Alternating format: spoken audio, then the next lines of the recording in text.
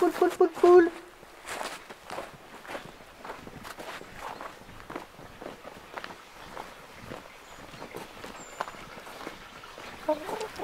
C'est une poule qui était dans un élevage en batterie, ça. Elle s'appelle Poule Poule. Et voilà, elle devait être tuée après, au bout de 14 mois d'existence, au bout de 12 mois de ponte. Et du coup, on l'a récupérée. Malheureusement, c'est 1 sur 50 millions, mais...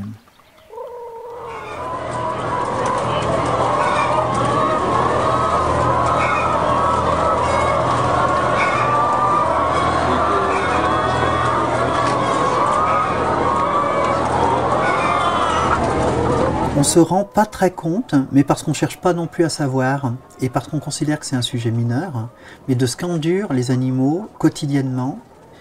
Mais cette façon de penser qui est si ancrée joue par énormément de façons différentes pour laisser le statu quo, pour qu'on ne change pas notre rapport aux animaux.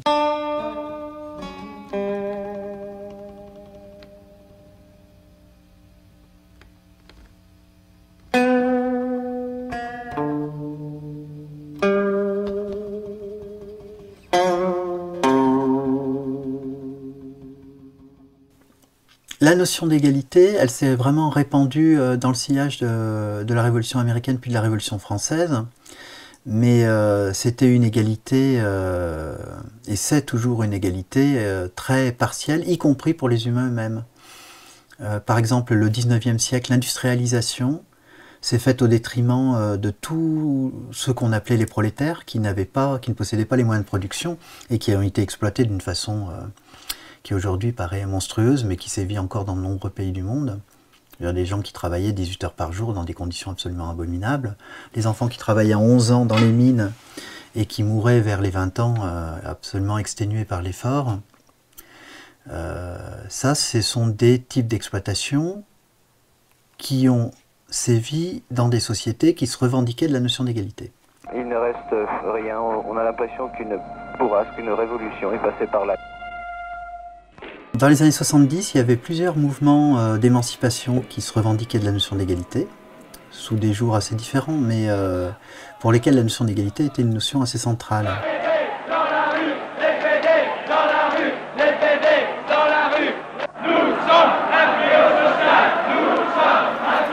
Et il y a un philosophe d'origine australienne qui s'appelle Peter Singer qui a pris cette question au sérieux, qui a voulu un peu creuser,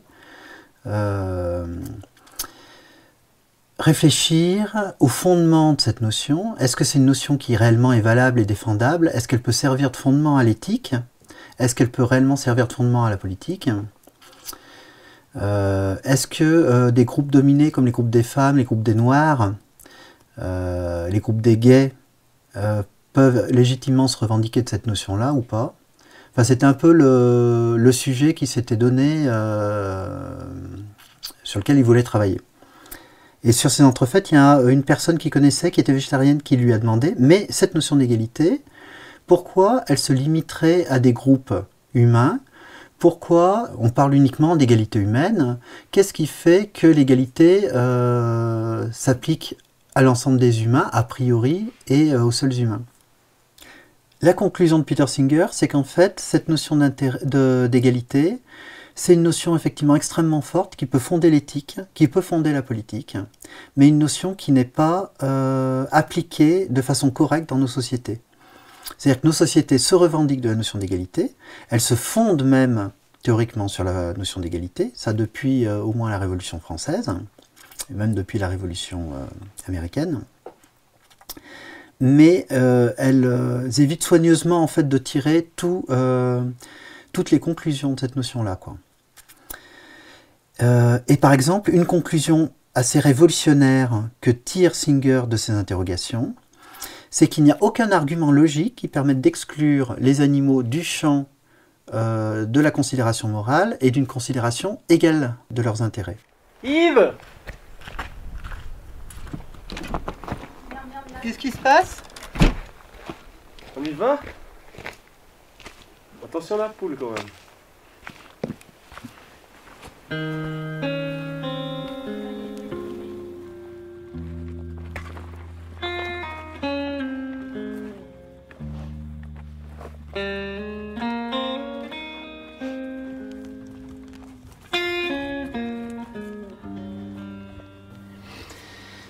La société occidentale, issue du christianisme, c'est une civilisation qui ne voit pas le monde comme étant un monde dans lequel tout le monde vit, mais comme étant deux mondes.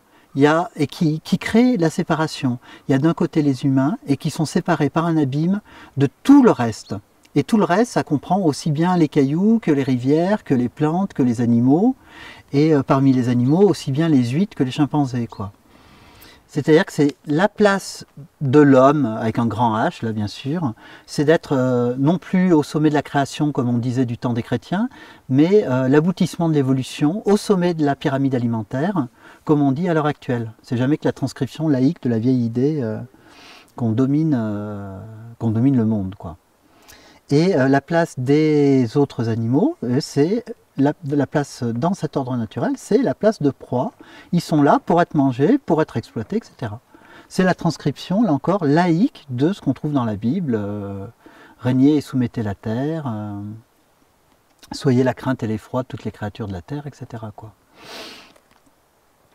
Et donc oui, effectivement, je pense qu'il y a un seul monde et qu'on ne peut pas séparer, comme on l'a fait, les humains des autres animaux. Et on ne peut pas le séparer ni d'un point de vue scientifique, ni d'un point de vue éthique. Il n'y a pas d'un côté une morale qui serait une morale de la justice, du droit, qui s'appliquerait, de l'égalité par exemple, qui s'appliquerait aux humains, et de l'autre côté, une morale ou une non-morale qui s'appliquerait aux autres êtres sensibles. C'est-à-dire que d'une certaine façon, cette remise en question de l'exploitation animale, c'est aussi une remise en question des fondements mêmes de notre conception du monde dans nos sociétés occidentales. Je pense que cette séparation entre d'un côté le monde de l'humanité et de l'autre côté le monde de la nature, c'est une séparation qui permet de court-circuiter l'exigence morale, l'exigence éthique. C'est-à-dire qu'au lieu de se poser la question de qu'est-ce qui est juste ou non de faire, on se pose la question de ce qu'il est naturel ou non de faire, d'une part, et d'autre part, on se pose la question de qu'est-ce qui est supérieur ou inférieur. Et c'est une vision du monde qui a servi à justifier toutes les dominations. À chaque fois, cette idéologie va servir à montrer qu'il y a une différence fondamentale et qu'on a d'un côté la raison, la liberté, la maîtrise de soi, et de l'autre côté la déraison, l'instinct, l'immaturité, la non-maîtrise de soi en tout cas, qui exige d'être gouverné, et donc gouverné par ceux qui au contraire sont nés pour avoir la maîtrise, quoi.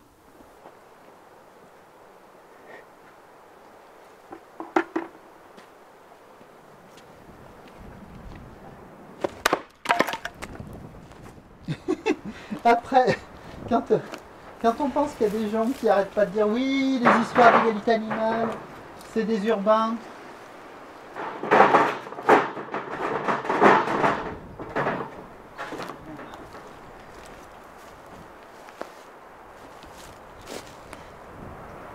Il y a des forces immenses qui s'opposent en fait à la remise en question du spécisme, à la remise en question pratique de l'exploitation des animaux. Il y a des intérêts particuliers qui sont des intérêts essentiellement économiques, qui sont très très forts, dans la mesure où à l'heure actuelle, l'ensemble de l'agriculture mondiale est polarisé sur l'élevage, enfin est fondé sur l'élevage.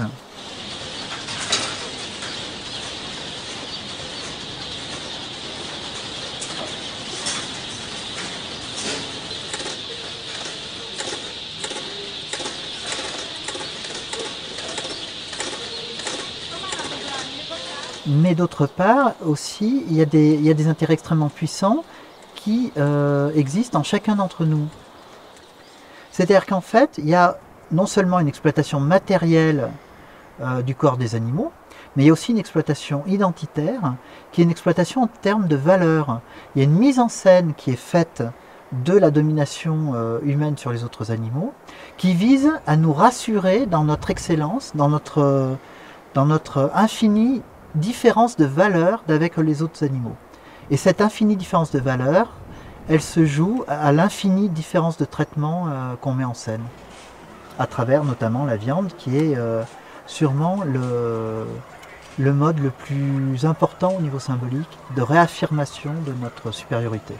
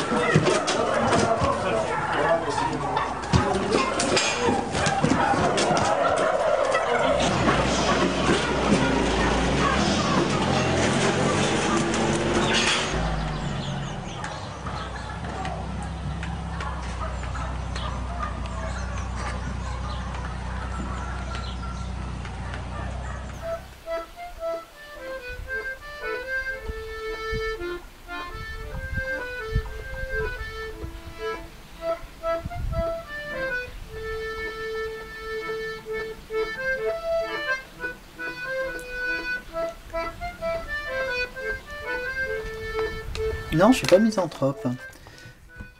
En fait, déjà, je trouve pas que les humains soient pires que les autres animaux. Enfin, en tout cas, que les autres animaux prédateurs. C'est simplement qu'on est plus puissant, donc on fait plus de... En ayant plus de puissance, on fait plus de dégâts. C'est aussi que je considère qu'on est vraiment le produit de notre société. Et voilà, on est dans des sociétés de domination, on a été formé dès tout petit à mépriser les autres, à se mépriser nous-mêmes de toute façon. Et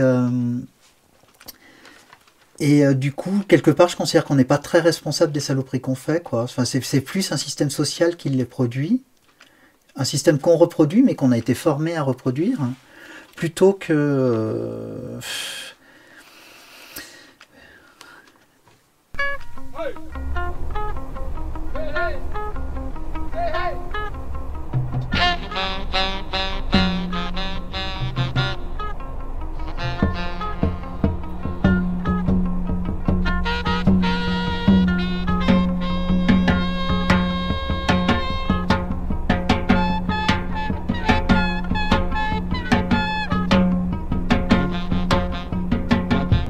Mesdames et messieurs, les aéroports de Marseille-Saint-Charles, terminus de ce train.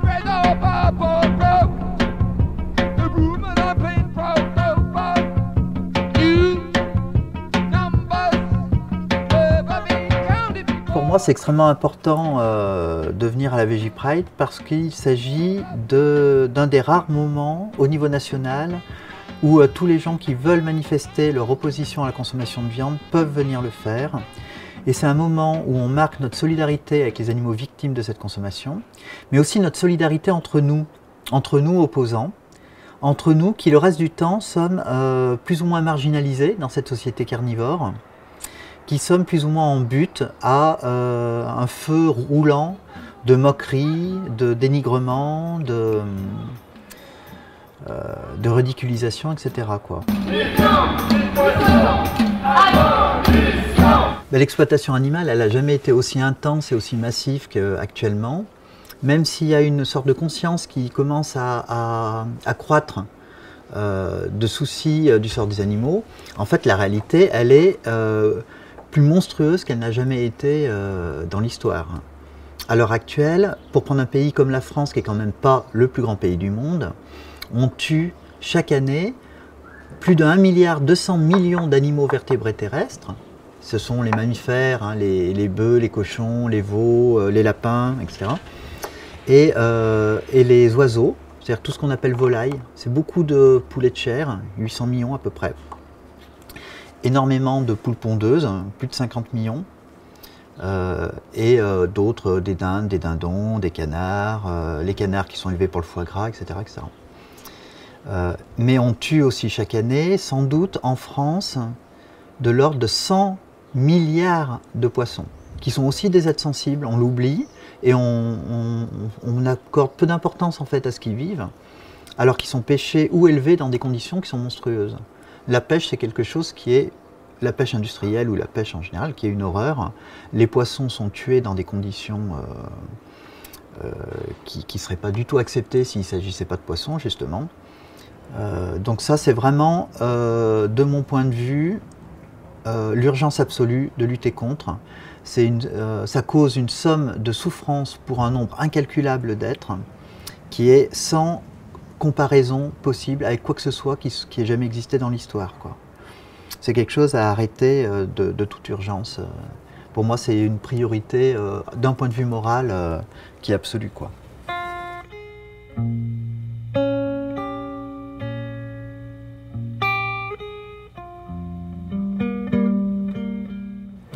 Je pense qu'on change une société en ayant des mouvements de contestation, des mouvements de revendication, des mouvements politiques qui occupent la place publique et qui posent des problèmes, qui imposent ces problèmes-là. C'est autre chose que simplement s'adresser aux gens autour de soi pour les convaincre en leur fort intérieur que ce qu'ils font n'est pas bien et qu'ils doivent changer de comportement. Ça, c'est une chose qui est importante à faire, mais qui en même temps, si elle est faite toute seule, conforte finalement l'idée que c'est à chacun de décider librement, de continuer ou non d'exploiter, de continuer ou non de faire tuer, etc. Alors que ce sont des questions morales que nos sociétés ont considérées comme suffisamment importantes en ce qui concerne les humains pour prendre des décisions globales qui consistent en l'abolition du meurtre, en l'interdiction du meurtre, de l'exploitation, etc. Il n'y a aucune raison de traiter la question animale d'une autre façon que les questions humaines à ce niveau-là.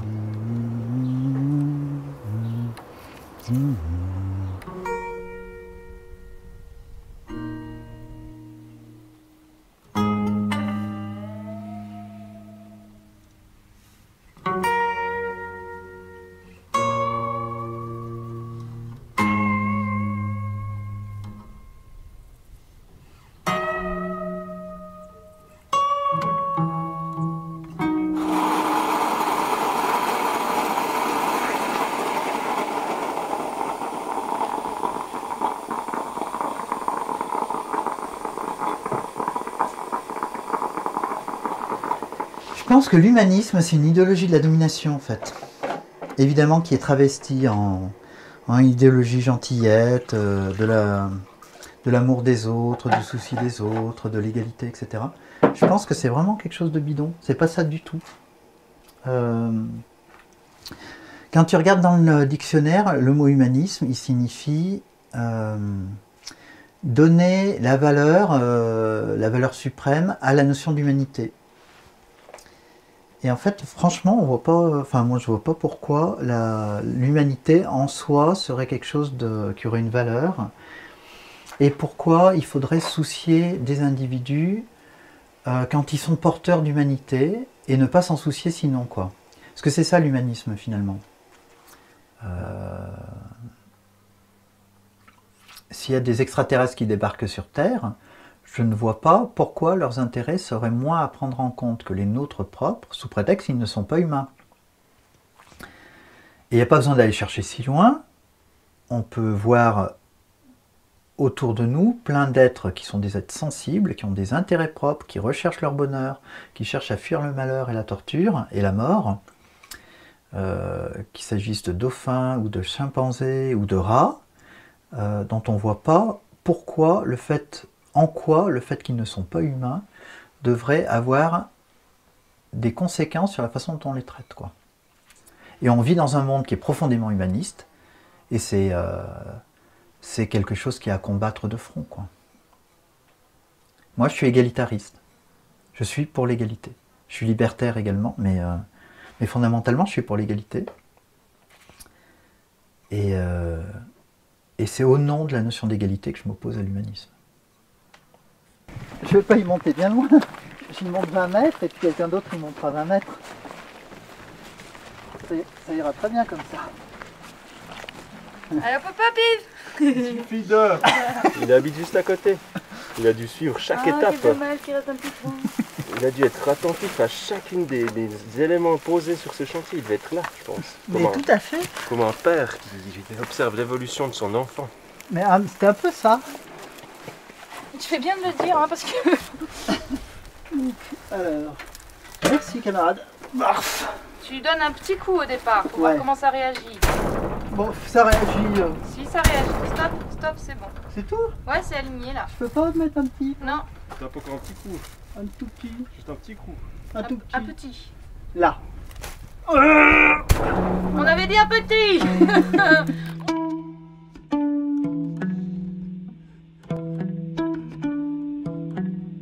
Et bien là, on est au siège, on est à Lyon, au siège des éditions Time Party. C'est une structure d'édition associative à laquelle je collabore, qui édite des livres sur les dominations de façon générale et sur les luttes sociales, les luttes politiques, les luttes pour l'égalité, les luttes libertaires. C'est une maison d'édition qui a publié, par exemple, l'égalité animale expliquée aux humains, qui a publié Poisson le carnage, qui est un petit livret sur ce qu'éprouvent les poissons. Là, il y a des livres qui portent sur le féminisme, de critique de la domination adulte, du patriarcat, des livres qui critiquent les rapports racistes ou les rapports spécistes, etc. Parce que ce sont des discriminations qui procèdent des mêmes mécanismes.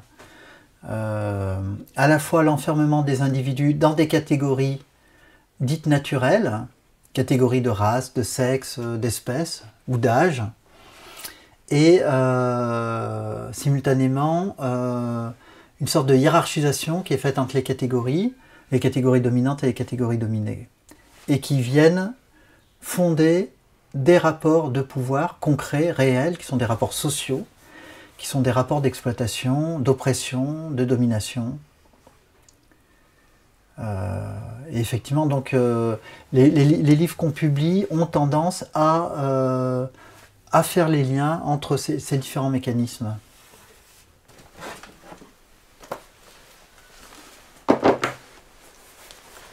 Je pense que fondamentalement, quand on refuse de prendre en compte les intérêts des autres, on est toujours, d'une façon ou d'une autre, dans le mensonge, dans le déni de réalité. Donc ça, je pense que fondamentalement, prendre en compte de façon égalitaire les intérêts des autres, c'est simplement donner de la valeur à ce qui a de la valeur, c'est-à-dire à ce qu'éprouvent les êtres sensibles, à ce à quoi ils donnent de la valeur, à leur vie, à tel ou tel intérêt, etc. C'est questionner finalement les limites de la prise en considération des autres. Jusqu'où doit-elle aller? Est-ce qu'elle doit se limiter aux seuls humains mâles, aux seuls blancs, aux seuls hétérosexuels, aux seuls humains, aux seuls grands singes, etc. Et en fait, la réponse que nous donnons, c'est que tous ces critères-là sont des critères arbitraires. Le seul critère pertinent, c'est la capacité à ressentir des sensations. C'est ce qu'on appelle la sensibilité, ou plus précisément la sentience. C'est à partir du moment où un être est capable de ressentir des sensations, à partir du moment où il éprouve des sensations, qu'on peut dire que sa vie peut se passer bien ou mal, qu'on peut dire que sa vie lui importe, qu'on peut dire qu'il a des intérêts à défendre. Et à partir du moment où il a des intérêts à défendre, il est logique de prendre en compte ses intérêts, comme les nôtres propres, tout bonnement parce que ce sont des intérêts similaires aux nôtres propres.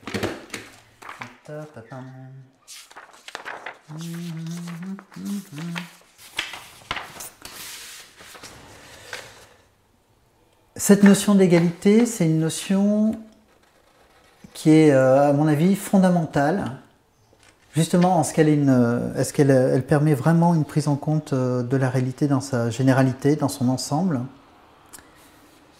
En même temps, ce n'est pas une notion qui est toujours aisée à utiliser, par exemple, dans la vie quotidienne. Même, par exemple, lorsqu'on parle d'égalité humaine, l'égalité humaine, ce n'est pas évident à concrétiser dans son quotidien, prendre en compte les intérêts des uns et des autres de façon égale. Je pense qu'il faut le voir comme un horizon moral, une direction vers laquelle aller. La notion d'égalité, par exemple, la notion d'égalité humaine nous indique d'aller vers une plus grande répartition des richesses, une plus grande répartition du pouvoir, une plus grande liberté pour tous. Et de la même façon, dans les rapports qu'on peut entretenir avec les autres animaux, la notion d'égalité, dans certains cas, on voit mal quelles sont ses applications pratiques, Mais dans un cas comme le questionnement de l'exploitation, au contraire, c'est extrêmement simple.